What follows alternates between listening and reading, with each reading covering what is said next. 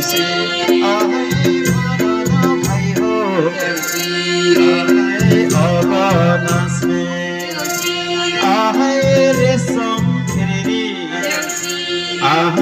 गीत बजाउनु होला। धन्यवाद।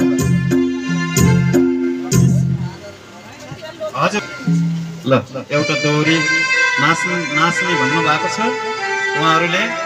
हजुरहरूको मोबाइलमा दोहोरी गीत छ कि छैन? कुनै मेरोमा छैन। युट्युबबाट बजाउनु पर्ने भयो।